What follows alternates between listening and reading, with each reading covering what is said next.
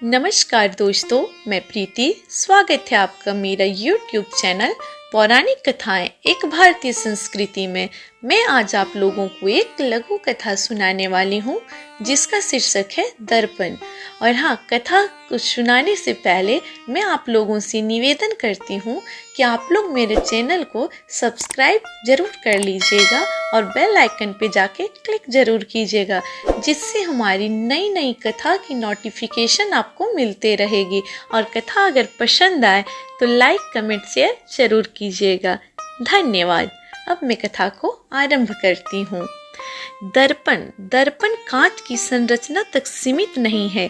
मन के लिए संसार की संरचना भी दर्पण है।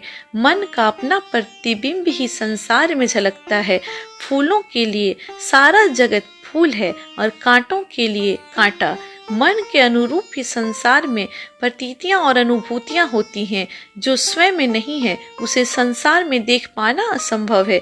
दर्पण में अपना अस्तित्व ही प्रतिबिंबित होता है। जो नहीं है उसे दर्पण में भी नहीं देखा जा सकता।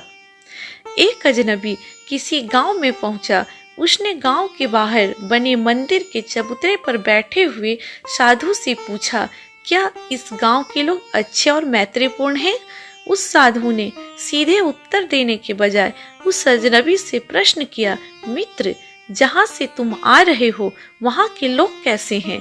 उत्तर में अजनबी दुखी और क्रुद्ध होकर बोला, अत्यंत क्रूर, दुष्ट एवं अन्यायी। मेरी सारी विपदाओं के लिए वे ही जिम्मेदार हैं। इस पर साधु ने थोड़ी देर तक चुप रहने के बाद कहा, यहाँ के लोग भी तुम्हारे लिए वैसे ही साबित होंगे। उसके चले जाने के बाद एक दूसरा राहगीर ने उस साधु से वैसा ही सवाल किया, यहाँ के लोग कैसे हैं?